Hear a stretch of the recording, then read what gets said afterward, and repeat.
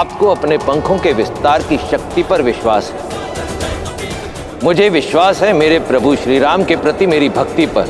तो देखते हैं विजय किसकी होती है, शक्ति की या भक्ति की।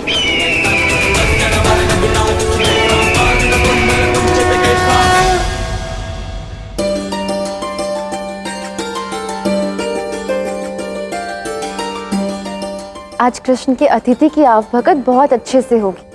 उसे भी ज्ञात होना चाहिए कि ये भोज मेरी घोषणा के उपलक्ष्य में हो रहा है। हाँ राधा, इतना विशाल आयोजन और ये महाभोज देखकर उस अतिथि को स्वयं ही ज्ञात हो जाएगा कि राधा की घोषणा का महत्व क्या है। राधा देखो, हमारे अतिथि के लिए भोजन कम नहीं पड़ना चाहिए। आतिथ्य में कोई कमी नहीं होनी चाहिए, श्रेष्ठ व्यवस्था होनी चाहिए। कान्हा, द्वारका का आतिथ्य विश्व प्रसिद्ध है और आज तो हमने इतने भरपूर भोजन की व्यवस्था की है। वैसे भी राधा के भोज में भला आज तक कभी कोई कमी आई है जो आ जाएगी? हो सकता है जो आज तक कभी नहीं हुआ वो अभी हो जाए। हो सकता है कोई आके व्यवस्था बिगाड़ दे। जब तक मैं यहाँ हूँ यहाँ कोई व्यवस्था नहीं बिगड़ सकती कान्हा। ठीक, उनके आने के बाद पता चल ही जाएगा। ठीक है, आने दो तुम्हारे अतिथि को, देख लेंगे वो भी। वैसे मुझे इस बात की प्रसन्नता हो रही है कि उनके आगमन से द्वारका पवित्र हो जाएगी। कृष्ण, द्वारका की भूमि को पवित्रता के लिए किसी अतिथि की क्या आवश्यकता? ये भूमि तो स्वयं ही इतनी पवित्र है। अब दोनों को बता देना मेरा कार्य था। वैसे भी उनके आने पर अब दोनों को अनुभव अवश्य हो जाएगा। राधा, इसे छोड़ो, ये बस पहेलियां ही बुझाता रहेगा। हमें अपने काम पर ध्यान देना चाहिए। उचित कहा दाऊ। आइए पवन पुत्र, आपका स्वागत है।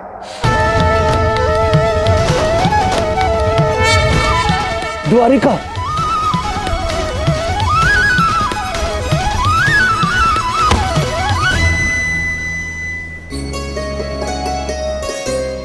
ये तो बड़ा अद्भुत स्थान है, अत्यंत सुंदर, दर्शनीय। लो, मैं तो आधी घड़ी में ही द्वारका पहुंच गया। वो वानर मुझसे स्पर्धा कर रहा था। गरुड़देव, कहाँ रह गए थे आप?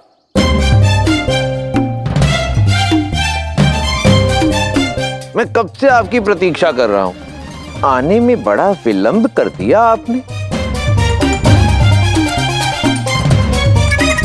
तुम यहाँ? अभी तो एक क्षण भी पूर्ण नहीं हुआ। मुझसे तीव्र गति किसी के नहीं है। तुमने अवश्य कोई कुचक्र चलाया है। कुचक्र नहीं चला है गरुड़देव, संदेह मत कीजिए और स्वीकार कर लीजिए कि आप पराजित हो गए हैं। तुम्हें बताना होगा कि ये तुमने कैसे किया। बोलो वानर, क्या कोई माया है तुम्हारे पास? गति में मुझसे जीत पाना असंभव है। गरुड़देव, संसार में सब कुछ संभव है, आशीर्वाद होना चाहिए। परंतु मैं आपको क्या समझाऊं? मैं समझाऊंगा भी तो भी आपको समझ नहीं आएगा। नहीं, तुम्हें अपनी गति का रहस्य मुझे बताना होगा। ठीक है, आप इतना आग्रह करते ही हैं तो बता देता हूं। परंतु आपको मुझे आश्वासन देना होगा कि ये रहस्य की बात आप जाकर सारे संसार को बताएंगे। दीजिए आश्वासन। बोलो वानर।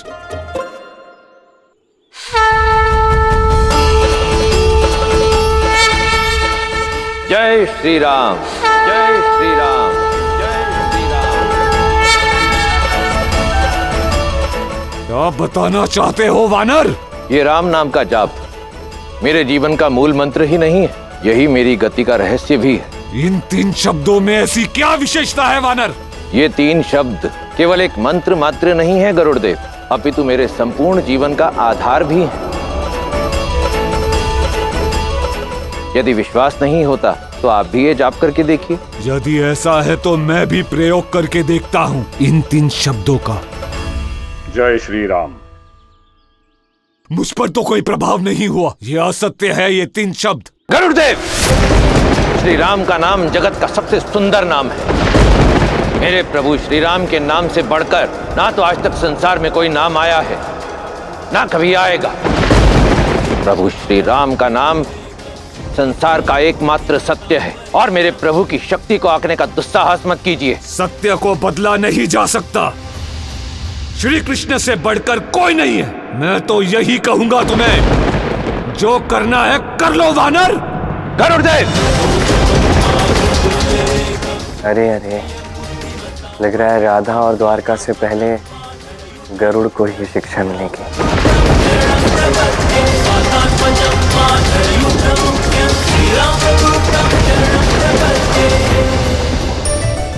ये लीजिए, इसे इसमें डाल दीजिए।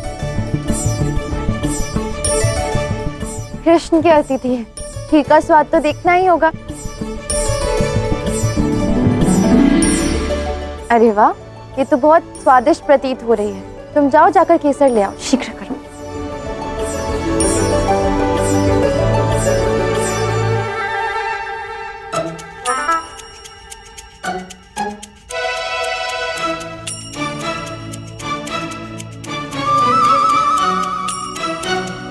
कुछ नहीं, देख रहा हूँ भोजन की व्यवस्था अच्छे से हुई कि नहीं। क्या है, मेरे अति विशिष्ट अतिथि हैं तो सुव्यवस्था होनी चाहिए। सर्वश्रेष्ठ। मैंने संपूर्ण व्यवस्था कर ली है। तुम्हारे अतिथि के साथ साथ पूर्ण द्वारका को भी भोजन में कोई कमी नहीं रहेगी। मुझे द्वारका वासियों की चिंता है ही नहीं। मुझे पता है कि तुम पर्याप्त भोजन ही बनाओगे। मुझे चिंता है तो मात्र अपने अतिथि की। अच्छा जी, प्रजा से भी विशिष्ट है ये अतिथि। जो पूर्ण द्वारका को परोसा जाएगा वही भोज तुम्हारे अतिथि को भी परोसा जाएगा। चिंता की कोई बात नहीं है। चिंता की बात तो है। ये जो मेरे अतिथि हैं ना, एक भोजन करने में दाव को भी पीछे छोड़ सकते हैं। ये बताओ, मिष्ठान में क्या बना है? तुम्हारी प्रिय खीर। एक काम करो, लड्डू बनाओ। लड्डू भी अत्यंत स्वादिष्ट मिष्ठान होते हैं। क्या करो, गुड़ और मूंग दाल के लड्डू बनाओ। लड्डू? हाँ। किंतु वो तो मैंने तुम्हें कभी खाते हुए नहीं देखा।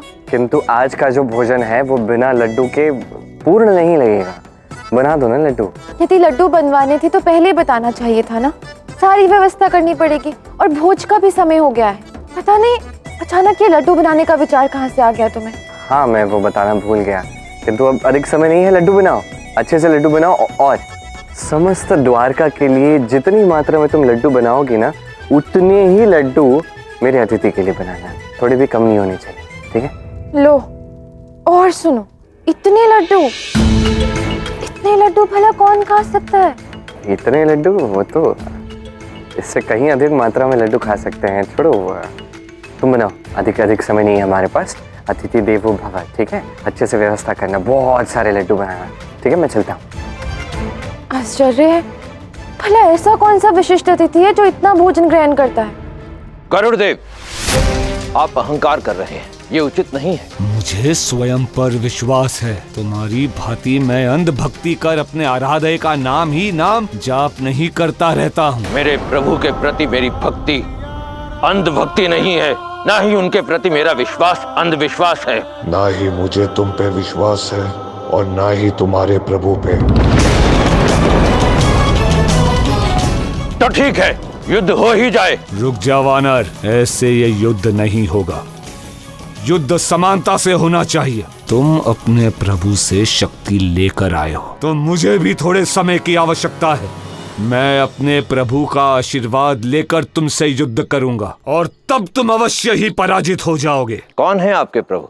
श्री कृष्ण, और उनसे अधिक महान और शक्तिशाली इस ब्रह्मांड में कोई नहीं है। गरुड़देव, अब तक हमारे बीच विवाद हमारी क्षमता को लेकर था, परंतु यदि प्रश्न इस बात का है कि हमारे आराध्य में अधिक महान कौन है, तो इतना जान लीजिए गरुड़देव कि संसार में प्रभु श्री राम से महान ना तो आज तक कभी कोई हुआ है, ना है और ना कभी होगा। जाइए, जाकर अपने प्रभु श्री कृष्ण से आशीर्वाद ले लीजिए। मेरा वचन है कि मैं यहीं खड़ा होकर आपकी प्रतीक्षा करूंगा युद्ध के लिए, परंतु जाने से पूर्व मुझे ये आश्वासन अवश्य दीजिए कि आप शीघ्र लौटेंगे, क्योंकि मैं नहीं चाहता कि मैं द्वारका नगरी जिस कार्य के लिए आया हूं उसमें और अधिक विलंब हो। ठीक है, दिया वचन। मैं शीघ्र ही तुमसे युद्ध करने के लिए लौटूंगा और तुम पर विजय प्राप्त करूंगा। मुझ पर विजय आप तब प्राप्त करेंगे जब पहले यहाँ से प्रस्थान करेंगे। अब जाइए।